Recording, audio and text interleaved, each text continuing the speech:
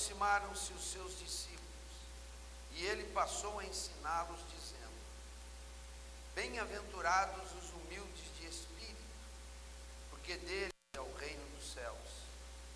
Bem-aventurados que choram, porque serão consolados. Bem-aventurados os mansos, porque herdarão a terra. Bem-aventurados que têm fome e sede de justiça, porque serão fartos. Bem-aventurados os misericordiosos, porque alcançarão misericórdia. Bem-aventurados os limpos de coração, porque verão a Deus. Bem-aventurados os pacificadores, porque serão chamados filhos de Deus. Bem-aventurados os perseguidos por causa da justiça, porque deles é o reino dos céus. Bom, nós estamos vendo uma por uma dessas chamadas bem-aventuranças. O que quer dizer bem-aventurado? Bem-aventurado quer simplesmente dizer feliz, felizardo, bem-sucedido, próspero.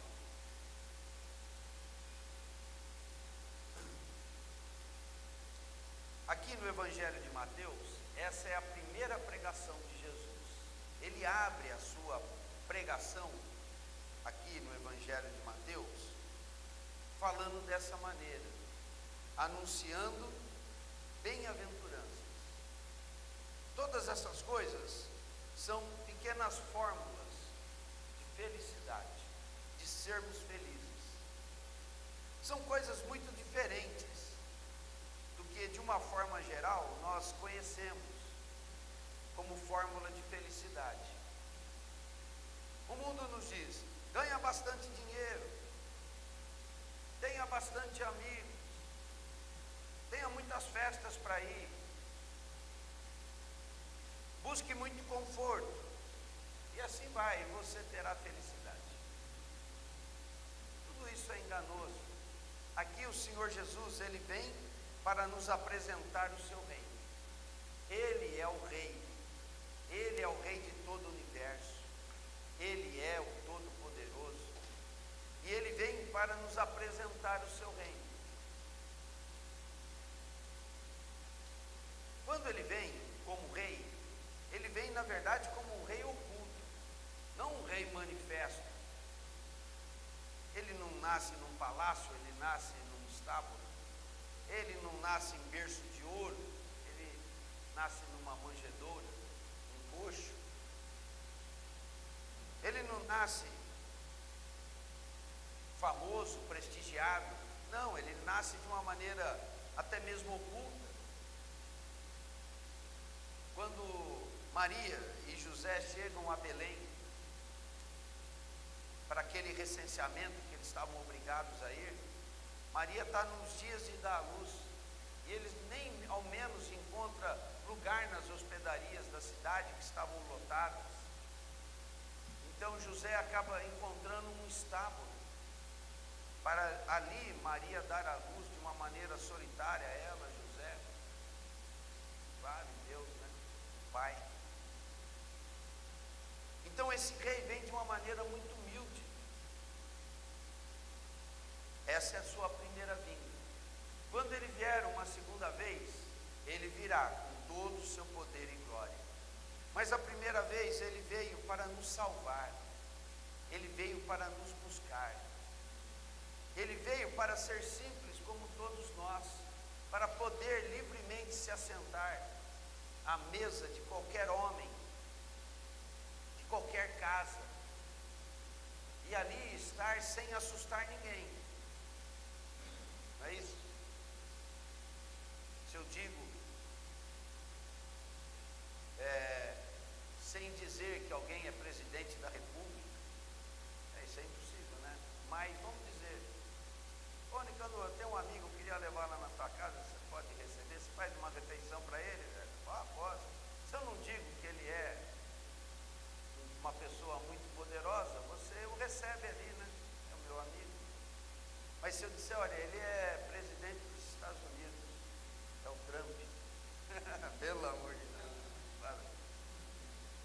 Osório, que você está me arrumando, não traz esse cara aqui não, né? Mas, vamos dizer, alguém muito rico, podre de rico, ou poderoso, muito poderoso. Se eu não te digo quem ele é de fato, você vai receber com naturalidade, não é? Mas se eu digo quem ele é, você vai ficar embaraçada, vai achar que tua casa não pode receber uma pessoa desse tipo, vai achar que está complicado, você vai ter medo de errar no sal. Você vai falar, acho que não dá não, para mim não dá. Então, irmãos, o Rei, o Criador, o Todo-Poderoso, a quem todas as coisas estão sujeitas, porque tudo foi criado por Ele, para Ele, por meio dEle, por causa da sua vontade. Ele veio assim, tão humilde, tão manso, tão comum, tão disposto até mesmo a ser humilhado pelos homens, simplesmente para que pudesse estar entre os homens. Fazendo o quê? Apresentando o seu reino. E aqui Jesus começa a apresentar o seu reino. E o seu reino é um reino de felicidade. Feliz, quando a gente ouve falar nas coisas de Deus, não é bem essa ideia que nós temos, né? Talvez a gente faça um conceito de uma coisa aí, complicou, hein? Mandamento de Deus, Bíblia, esse negócio de Deus é complicado. Irmãos, essa é, sem dúvida alguma, uma impressão totalmente equivocada. O Senhor veio para nos introduzir na verdadeira felicidade. E essa felicidade está simplesmente nele mesmo, nele, no seu reino, para o qual ele nos criou e do qual fomos desviados desde Adão. Então ele veio para nos restaurar ao seu reino. Ele veio nos restaurar à sua intimidade. Então ele vem de maneira tão humilde. E ele vem apresentando várias fórmulas de felicidade. E agora nós chegamos a essa, do versículo 8. Bem-aventurados os limpos de coração, porque verão a Deus. Versículo 8 então. Bem-aventurados os limpos de coração, porque verão a Deus. Da vez passada, já tratando desse versículo, nós vimos o que é ver a Deus. O que é ver a Deus? Nós temos que falar em ver a Deus no momento presente, e temos que falar em ver a Deus na eternidade, no futuro. No futuro, é ver a Deus e estar com Deus por toda a eternidade, em contraste diferente do destino dos outros homens, que vai ser o lago de fogo. Mas aqueles que recebem a Jesus, que abraçam o amor a Deus, amor de Deus, aqueles que se achegam a Deus, esses recebem salvação. E essa salvação implica em, na eternidade, simplesmente viver na glória de Deus. Mas ver a Deus também implica em nós estarmos com Deus no tempo desse viver terreno. Como é que nós podemos viver nessa terra sem Deus? Viver sem Deus é extremamente penoso, mas a maioria tem escolhido ainda viver sem Deus. Mas os limpos de coração, ou os puros de coração, verão a Deus. Verão a Deus aonde? Verão a Deus no seu viver. Verão Deus caminhando consigo. Verão Deus na sua casa. Verão Deus operando todo o seu poder sobre a nossa vida. Simplesmente andarão com Deus e verão a Deus. Nesse tempo nós ainda não podemos ver a Deus com os nossos olhos físicos, mas podemos sentir a tua presença, e podemos sentir e verificar os efeitos da nossa fé num Deus vivo, verdadeiro, ainda que para nós ele seja invisível. Então ele nos provê do quê? De fé. Nós não vemos, mas cremos. E nós podemos ver as suas boas obras, podemos ver o seu amor, o seu poder, a sua proteção, os seus cuidados operando no nosso viver. O Senhor está nos chamando para vermos a Ele pela fé, hoje, pela fé. No futuro, para vermos Ele em toda a realidade, em toda a sua plenitude. Mas hoje, o Senhor nos chama para vê-lo pela fé. E quem são esses que podem ver Deus operando no seu viver, na sua vida, no seu viver diário? São aqueles que são puros de coração. Então vamos falar um pouquinho sobre sermos puros de coração. O que é sermos puros de coração? Esse conceito não é tão fácil, mas é importante falarmos sobre isso e procurarmos entender.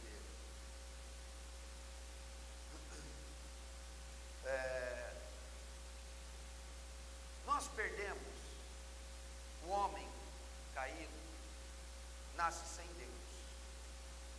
O problema lá com Adão e a humanidade habita no pecado, e todos nós nascemos no pecado. Isso implica que nós nascemos sem Deus. Mas Deus não está indiferente a essa situação. Ele quer nos visitar e nos restaurar a sua presença.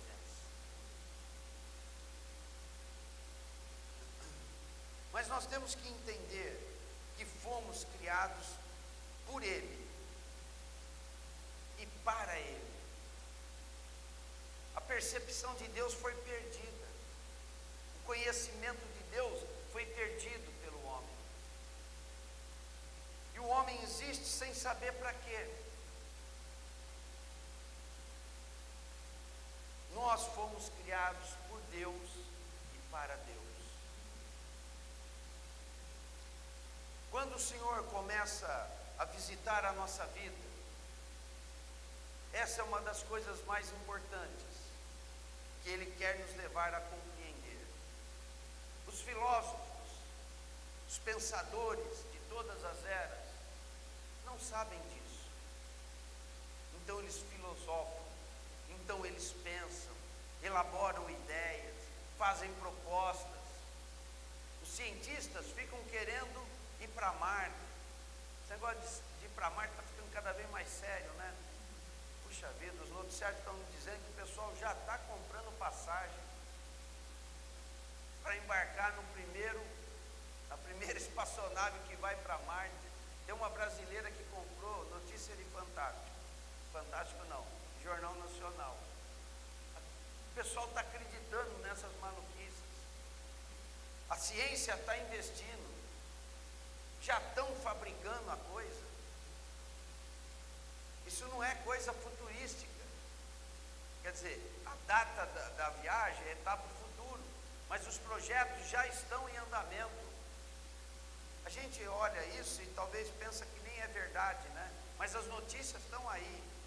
O homem está tão afastado de Deus, está tão sem Deus no mundo, que estão alucinados, fazendo telescópios. Esses dias colocaram no espaço um telescópio, não na Terra, lá no espaço, para substituir um telescópio já antigo, que estava lá há 20 anos, super poderoso, chamava telescópio Hubble, que é o nome do cientista que propôs aquela teoria do buraco negro, do Big Bang, na década de 20 ou 30. Agora colocaram um mais poderoso, isso aí enxerga numa distância absurda. Mas o homem não é capaz de voltar para dentro de si mesmo, atender a própria consciência e clamar o nome de Deus. O homem alucinado se perde na sua filosofia, se perde na ciência e não entende que ele foi criado por Deus e para Deus, e não há vida fora de Deus. mas os que são puros de coração verão a Deus. Os bilionários, os que confiam no seu dinheiro, não verão a Deus. Os que pensam ser sábios, e ganham renome, e ganham prêmio Nobel, e ganham reconhecimento, não verão a Deus.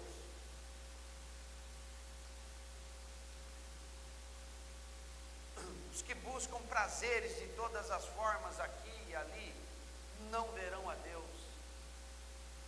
Os puros de coração verão a Deus. Então vamos avançar um pouquinho. O que é ser puro de coração? É não endurecer o coração para Deus. A palavra de Deus nos diz que Deus colocou no coração do homem a percepção de Deus. Não precisa ninguém ensinar para o outro que há um Deus. Dentro de nós há uma consciência que nos diz há Deus. A palavra também nos diz que a própria criação, a beleza da natureza, a perfeição da natureza, que o homem está estragando tudo, mas a própria natureza, a grandiosidade do universo diz: há um Deus, há um Criador. Mas o homem estúpido insiste em dizer que houve uma explosão há 10 bilhões ou 15 bilhões de anos atrás, e é ali que começou a surgir o universo. E depois faz mais uma teoria maluca para dizer de onde surgiu a vida.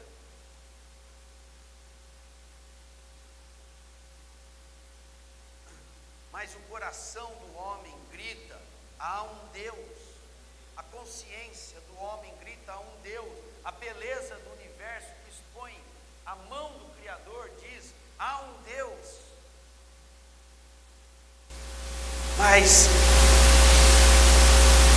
Deus concedeu ao homem escolha ou livre-arbítrio. Deus concedeu ao homem o direito de escolher. Escolher por crer em Deus ou não crer em Deus. Deus deixou a escolha do homem, ao arbítrio do homem, querer Deus e não querer Deus. Deus deixou a escolha do homem se entregar a um Deus Criador ou dizer: não me interesso por Ele. Então, quem são os puros de coração? São aqueles que no seu íntimo simplesmente reagem de uma maneira positiva ao seu Criador. Eu existo, fui criado, cada um de nós aqui, você e eu, nós existimos, fomos criados. Há um Criador. Como que eu posso não me importar com o meu Criador? Vocês já viram essas reportagens de crianças brasileiras que ainda bebezinhos são colocadas para adoção, e vem um casal da Alemanha, um casal de Israel, um casal lá da Suécia, e leva essa criança. Aí a criança cresce e com o tempo, principalmente na Alemanha, mas talvez mais ainda na Suécia, o brasileiro tem seu tipo próprio. E ele vê logo ali na Suécia que ele não é da Suécia, que ele não é filho daquele casal sueco, não é? Por mais branco que a gente seja, nós ainda somos morenos para aquele pessoal. Não precisa dizer: ó, você é adotivo. E ali ele é criado no primeiro mundo com todo o conforto e até mesmo com o amor dos seus pais ali adotivos, mas algo dentro dele grita: volta para o Brasil e procura seus pais. Vocês já viram essas reportagens? Mas voltar lá para quê? Para um pai, para uma mãe que abandonou ele? Fica com quem acolheu. Um pai e uma mãe que certamente estava na miséria e o entregou para alguém levar. Fica com quem o amou e cuidou e deu todo o conforto para ele. Mas não, tem um clamor no coração. Obrigado, papai e mamãe adotivo, mas eu tenho que ir no Brasil procurar o meu pai e minha mãe, preciso saber se está vivo, onde é que está. Porque normalmente não se tem notícia, faz parte do processo de adoção esse sigilo. Mas a pessoa quer vir e quer procurar e começa a fuçar cartório, internet. Puxa, antes da internet tinha gente que ficava rodando o Brasil. Hoje é fácil entrar na internet e ter acesso a cartórios. Puxa, se um ser humano busca o seu pai nessa situação, busca a sua mãe, e de certa maneira não necessariamente tenha acontecido um abandono, às vezes foi por força de circunstâncias, mas no geral é abandono mesmo, é desamor. A pessoa vem atrás e quer saber e quer reencontrar. Puxa, irmãos, o coração do homem não clama em saber quem é o meu Criador? Ah, irmãos, o nosso coração está clamando por Deus. O coração do homem clama por Deus. Graças a Deus nós estamos aqui nessa noite, porque queremos um encontro com Deus. Queremos que quem já encontrou quer uma aproximação maior com Deus. Se com respeito a pais biológicos as pessoas querem buscar a sua origem, por que não querem buscar o Criador? Mas graças a Deus, se nós estamos aqui, é porque estamos buscando a Deus, não é verdade? E Deus não vai se ocultar de nós. O Senhor diz: me busca e eu me deixarei achar. Invoca e eu te responderei.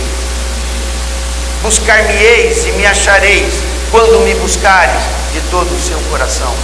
Deus não tem prazer em ficar se escondendo de nós, mas Ele espera encontrar no nosso coração um desejo de busca, um interesse em irmos até Ele.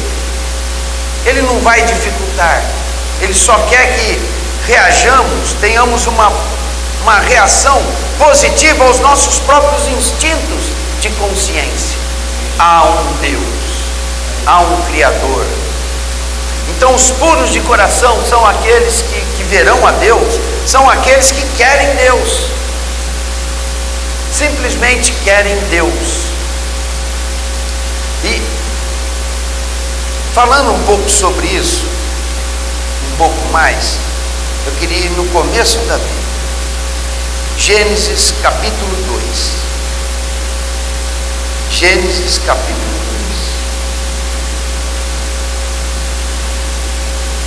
2. Aqui Deus criou o homem. E diz assim, capítulo 2, versículo 7. Diz assim: então formou o Senhor Deus ao homem do pó da terra, e lhe soprou nas narinas o fôlego de vida, e o homem passou a ser alma vivente. Então Deus aqui está criando o homem. E plantou o Senhor Deus um jardim no Éden, na direção do Oriente, e pôs nele o homem que havia formado. Então ele criou o homem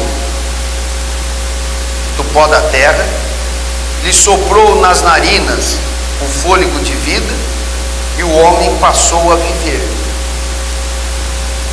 Deus também fez um jardim, que foi chamado Éden, e ali colocou o homem que havia formado. Ele colocou o homem no Éden, esse homem que ele fez. E anteriormente ele disse que faria o homem à sua imagem e semelhança. E no versículo 9 diz assim: do solo fez o Senhor Deus brotar de toda sorte de árvores agradáveis à vista e boas para alimento, e também a árvore da vida no meio do jardim, e a árvore do conhecimento do bem e do mal. Então Deus coloca esse homem que ele fez a sua imagem e semelhança do pó da terra, em quem ele soprou o fôlego de vida, e o colocou nesse jardim. E havia ali toda sorte de árvores, árvores agradáveis à vista e boas para alimento. Aqui está falando de árvores agradáveis à vista, são árvores decorativas. Que nem, por exemplo, o ipê floresce no inverno. Nas ruas de Rio Claro tem bastante. Cada momento do inverno floresce uma cor, é a coisa mais linda. O amarelo, cor de rosa, branco, é isso? Muito bonito. Então são árvores agradáveis à vista e boas para alimento, são árvores frutíferas. Então fez abacateiro, fez a bananeira e assim por diante, boas para alimento. Então Deus é assim, Ele faz coisas agradáveis à vista. Deus é um decorador. E Ele faz coisas para a nossa provisão. Deus aprecia o belo. Ele faz as coisas belas e nos provê para todas as nossas necessidades. E diz na segunda parte do versículo de duas árvores: a árvore da vida e a árvore do conhecimento do bem e do mal. Essas árvores não são árvores físicas, como as agradáveis à vista e as boas para alimento. Essas são árvores no sentido espiritual. Um pouco mais adiante, no capítulo 2 ainda, no versículo 15 diz assim: tomou, pois, o Senhor Deus ao homem e o colocou no jardim do Éden, para o cultivar e o guardar. E o Senhor lhe deu esta ordem: de toda a árvore do jardim comerás livremente, mas da árvore do conhecimento do bem e do mal não comerás, porque no dia em que delas comeres, certamente morrerás. Aqui Deus colocou uma restrição e deu um mandamento. As árvores agradáveis à vista, é claro, não tem nada para alimento, elas são decorativas. As demais árvores boas para alimento, então essas seriam para a alimentação do homem. Mas ele incluiu entre as árvores, vamos dizer assim, frutíferas, boas para alimento, ele incluiu a árvore do conhecimento do bem e do mal. Ele diz: coma de tudo que está aí, menos da árvore do conhecimento do bem e do mal. Então, tirando as árvores agradáveis à vista, que não tinha nada para alimento, então nós temos 3 tipos de árvores ali que podem ser comidas. As boas para alimento, que é para o nosso corpo físico. Aí falando de alimento para a alma, do que podia alimentar a alma, ele falou de 2 árvores: a árvore da vida e a árvore do conhecimento do bem e do mal. Mas deu uma ressalva, falou: olha, não come da árvore do conhecimento do bem e do mal, que se comer, morrerá. Nós estamos falando de alimento para a alma agora. Árvores boas para alimento, estamos falando de alimento para o corpo. Mas quando falamos em árvore da vida e árvore do conhecimento do bem e do mal, estamos falando do que alimenta a alma.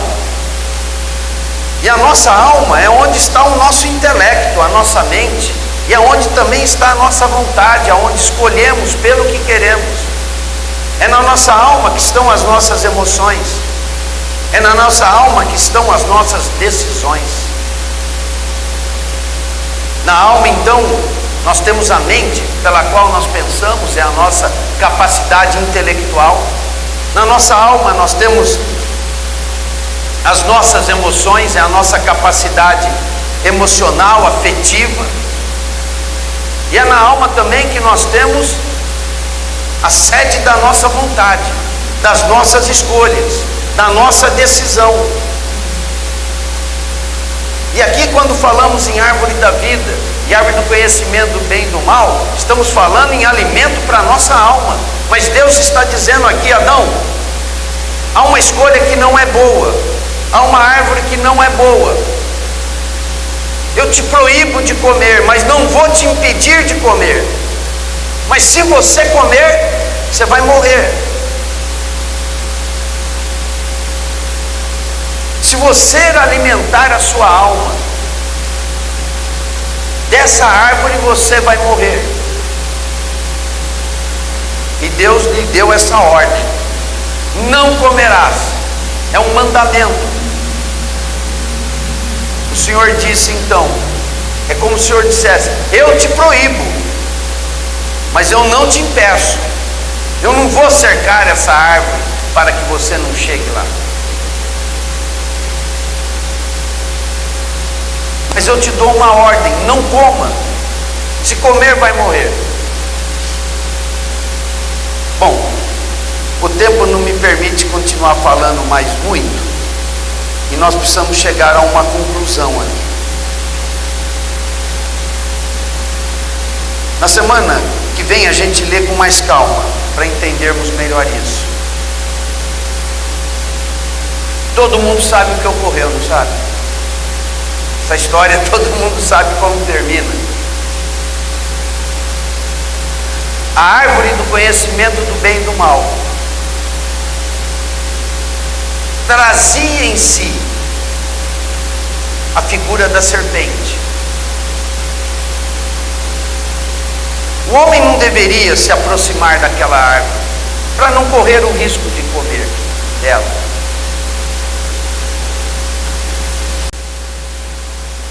Mas houve um atrativo ali. Mais exatamente, houve uma sedução. Deus proibiu, mas não impediu. Deus nos diz: não faça isso, mas não nos impede. Ele está lidando com a nossa escolha, com o nosso arbítrio.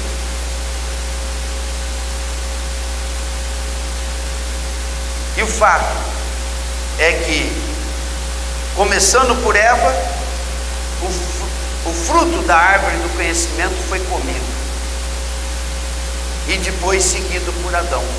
E a morte entrou. O Senhor disse: certamente morrerás, e a morte entrou.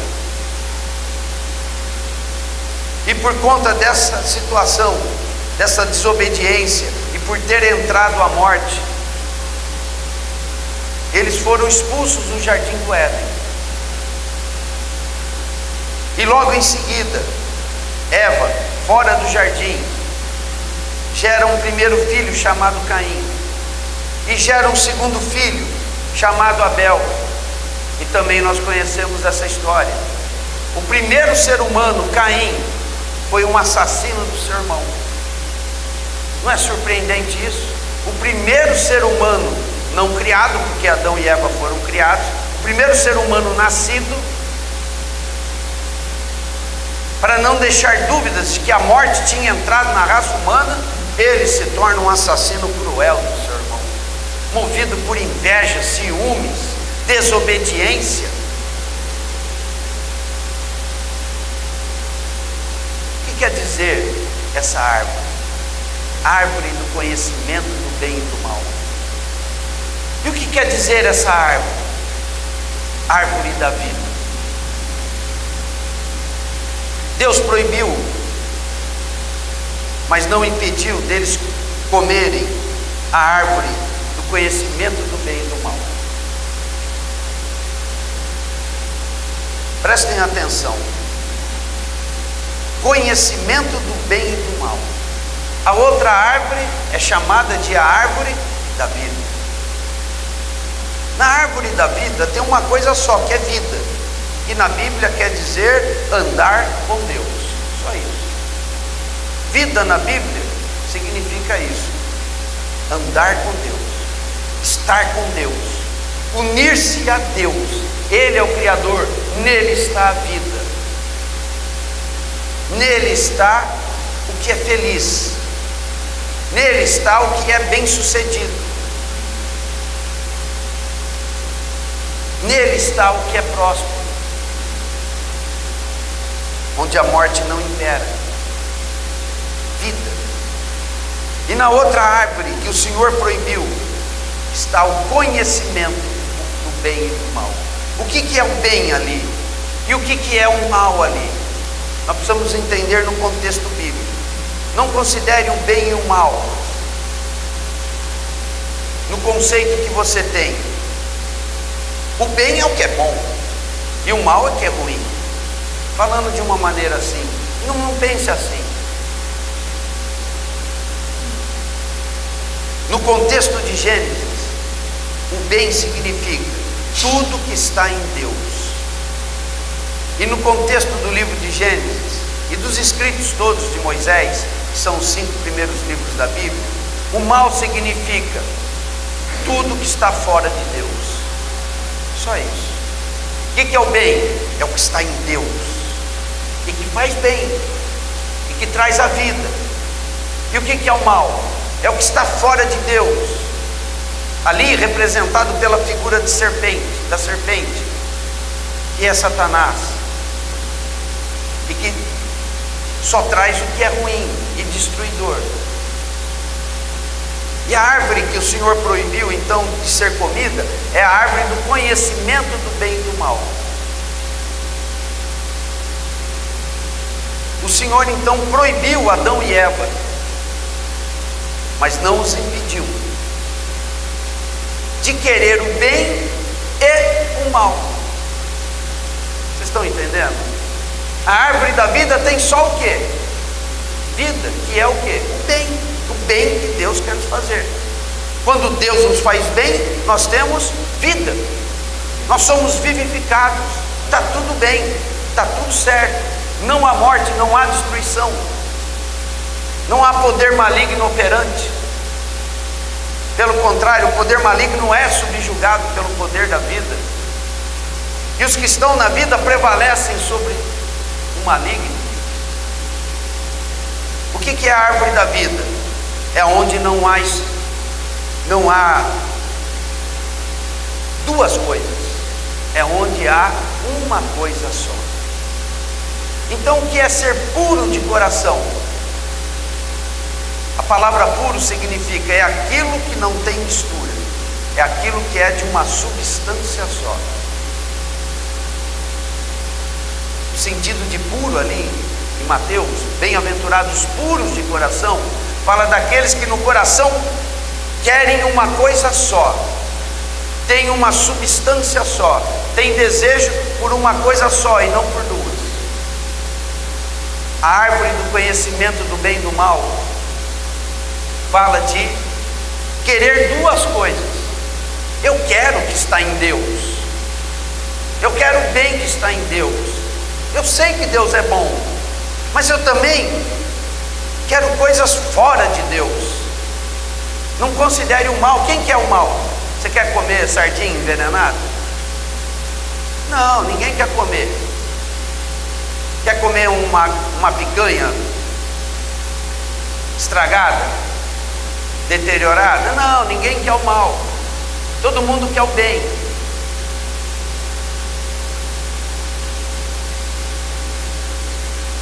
O problema é não querer só o bem. É nisso que está a impureza do coração. Eu quero Deus e tudo que Ele pode fazer por mim, mas Deus é sem graça, Deus é sonso, Deus é, sei lá, sem sal, Deus é muito pouco para mim. Isso é um engano da serpente. Semana que vem a gente vê com calma isso. Deus não me basta, eu quero pesquisar coisas fora de Deus. Irmãos, todas essas conversas é o que a serpente usou para seduzir Eva, para Eva querer coisas além de Deus. Já não lhe bastava ter sido feita a imagem e semelhança de Deus, já não lhe bastava ter sido posta no jardim do Éden, já não lhe bastava a presença de Deus com eles, mas ali houve uma atração maligna, uma sedução maldita, que levou Eva a querer coisas além do que Deus tinha dado, e transgrediu a ordem de Deus, como se Deus não lhe bastasse. Agora que nós experimentamos tantas coisas ruins, nós estamos atrás de Deus, não é isso? De uma forma geral, porque todos nós nos convertemos, porque estava muito ruim, não é verdade? Então eu quero voltar para Deus. E dificilmente, ou praticamente nunca, eu não sei quando, não consigo puxar na minha lembrança, alguém que veio para Deus no auge da sua felicidade, sem Deus, quando tudo estava dando certo, quando tudo estava bem. No mínimo tem que haver uma angústia interior, uma sensação de vazio interior. Alguém que chega ao Senhor, não tem doença, não tem conflito familiar, a situação financeira é excelente, tem a melhor formação educacional,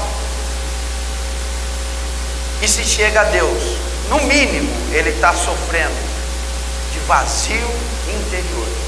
Eu tenho tudo, mas tudo que tem não me preenche.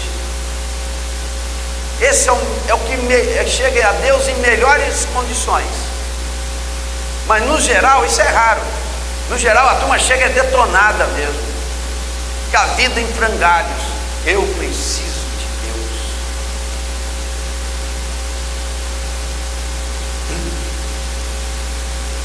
Então é maldito, produz morte querermos coisas além de Deus. Não basta dizer eu quero Deus. O que quer conhecer? Ali é ter experiência. Essa palavra conhecimento é conhecer pela experiência. Eu quero provar. Eu quero provar o bem e eu quero provar o mal. Mas no dicionário do livro de Gênesis, o que é bem? É o que está em Deus. E no dicionário do livro de Gênesis, o que é o mal? É o que está fora de Deus. Vamos arriscar. Mas Deus já falou que não pode dar certo esse negócio de coisas fora dele. Mas vamos arriscar. Foi a situação lá em Gênesis. Isso introduziu toda a humanidade na morte. Mas graças a Deus por Jesus Cristo, Ele veio para nos restaurar a árvore da vida. Nascer no pecado, irmãos, não foi uma escolha nossa. Foi uma escolha de quem? De Adão. Os irmãos e as irmãs estão claros disso? Eu nasci no pecado, você também. Culpa de quem? Fala aí. Primeiro de Eva e depois de Adão. Se olharmos sobre outro prisma, podemos dizer não, a culpa foi do Adão que não estava lá para vigiar. Sei lá, aí a discussão não tem fim. Mas nascemos no pecado, culpa de quem? Vai, fala aí. Amém. Tenha convicção. Agora, permanecer no pecado é escolha de quem? Não receber a salvação é escolha de quem? Uma vida vitoriosa com Deus é escolha de quem? E nessa vida com Deus, dá para escolher por Deus e pelas coisas fora de Deus?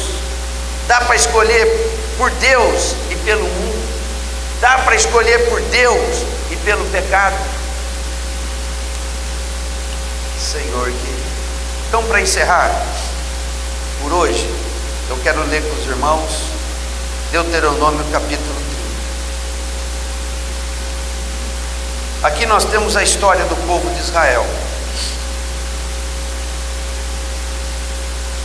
O seu povo. Ele tirou esse povo do Egito, de debaixo da escravidão de Faraó, para ser o seu povo. E fez a eles a mesma proposta que fez para Adão e para Eva lá no Éden. Olha, vocês estão aqui, no Éden. Só vou dizer uma coisa: não comam daquela árvore. Eu proíbo, mas não impeço. E agora ele vai dizer para o povo de Israel: andem na aliança que eu quero fazer com vocês, e vocês vão ter prosperidade, e vocês vão ter felicidade, e vocês vão ter saúde, e vocês vão ser um povo forte, vocês serão temido pelas nações, mas não terão medo de ninguém. Vocês serão cabeça e nunca cauda. Vocês estarão sempre por cima e não por baixo. Eu faço com vocês uma aliança. Vocês só deverão andar nos meus caminhos. Então diz aqui, capítulo 30, versículo 15. Vê que proponho hoje a vida e o bem. Acharam aí? Deuteronômio 30, versículo 15. O Senhor está falando conosco. Vê que proponho hoje a vida e o bem, a morte e o mal. Se guardares os mandamentos que hoje te ordeno, que ames o Senhor teu Deus, andes nos seus caminhos, e guardes os seus mandamentos e os seus estatutos e os seus juízos, então viverás e te multiplicarás, e o Senhor teu Deus te abençoará na terra a qual passas a possuí-la. Porém, se o teu coração se desviar e não quiseres dar ouvido, e fores seduzido e te inclinares a outros deuses e os servires, então hoje te declaro que certamente perecerás. Não permanecerás longo tempo na terra a qual vais, passando o Jordão para possuires. Os céus e a terra tomam hoje por testemunhas contra ti, que te propus a vida e a morte, a bênção e a maldição. E aqui o Senhor está dando a dica preciosa. Escolhe, pois, a vida, para que vivas, tu e a tua descendência. Escolhe a vida como? Versículo 20: amando o Senhor teu Deus, dando ouvidos à sua voz e apegando-te a Ele, pois disso depende a tua vida e a tua longevidade, para que habites na terra que o Senhor, sob juramento, prometeu dar a teus pais, Abraão, Isaque e Jacó. Escolhe, pois, a vida para que vivas. Vamos ficar em pé e vamos orar?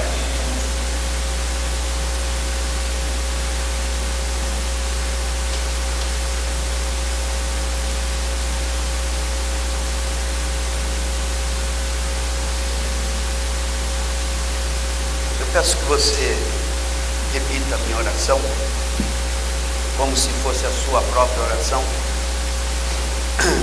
e se decida mais uma vez a andar no caminho do Senhor, no caminho da vida. Quem já fez essa decisão, renove, né? Quem não fez, faça agora. Então vamos orar. Abaixa a sua cabeça, feche os teus olhos. Senhor Jesus, nessa noite eu quero te escolher. Eu te escolho uma vez mais para ser o meu caminho, para ser a verdade na minha vida. Senhor Jesus, eu te escolho para ser a minha vida. Ó Senhor querido, entra no meu interior, governa a minha vida, se estabeleça como Senhor no meu coração. Senhor querido, vem para mim e me capacite na força do teu próprio poder a andar nos teus caminhos. Senhor Jesus, eu preciso de ti, da salvação que me trouxeste. Senhor Jesus, também preciso do teu poder para andar nos teus caminhos. Senhor querido, eu rejeito a morte, eu escolho a vida que está em ti. Livra o meu coração de ainda querer coisas fora de ti. Ó Senhor, converta-me a ti, vá me libertando de todas as coisas que estão fora de ti, e vá me firmando nas tuas coisas, para que eu viva, para que a minha casa viva. Senhor, eu te recebo.